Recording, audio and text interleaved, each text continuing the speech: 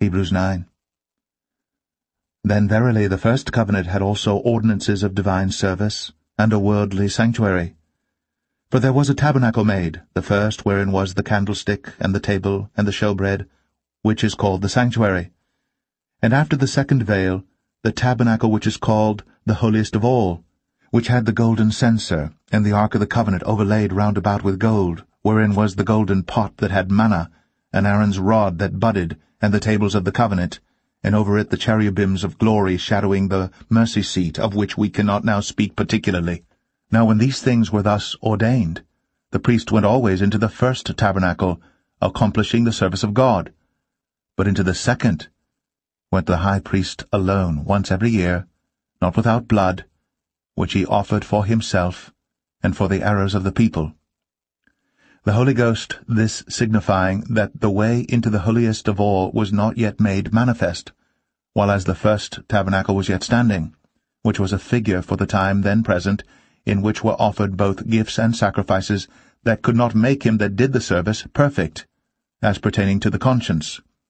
which stood only in meats and drinks and divers washings and carnal ordinances imposed on them until the time of Reformation.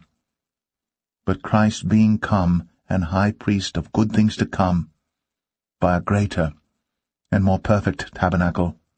not made with hands, that is to say, not of this building, neither by the blood of goats and calves, but by his own blood he entered in once into the holy place, having obtained eternal redemption for us. For if the blood of bulls and of goats and the ashes of an heifer sprinkling the unclean sanctifieth to the purifying of the flesh, how much more shall the blood of Christ, who through the eternal Spirit offered himself without spot to God, purge your conscience from dead works to serve the living God? And for this cause he is the mediator of the New Testament, that by means of death, for the redemption of the transgressions that were under the first testament, they which are called might receive the promise of eternal inheritance.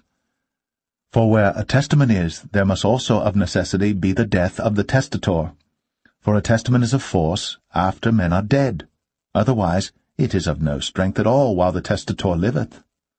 Whereupon neither the first testament was dedicated without blood. For when Moses had spoken every precept to all the people according to the law, he took the blood of calves and of goats, with water, and scarlet wool, and hyssop, and sprinkled both the book and all the people, saying, This is the blood of the testament,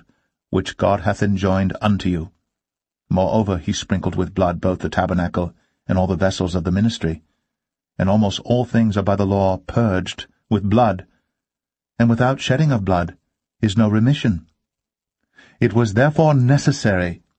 that the patterns of things in the heavens should be purified with these, but the heavenly things themselves with better sacrifices than these. For Christ is not entered into the holy places, made with hands, which are the figures of the true, but into heaven itself, now to appear in the presence of God for us, nor yet that he should offer himself often, as the high priest entereth into the holy place every year with blood of others, for then must he often have suffered since the foundation of the world. But now once in the end of the world hath he appeared to put away sin by the sacrifice of himself. And as it is appointed unto men once to die, but after this the judgment, so Christ was once offered to bear the sins of many, and unto them that look for him shall he appear the second time without sin unto salvation.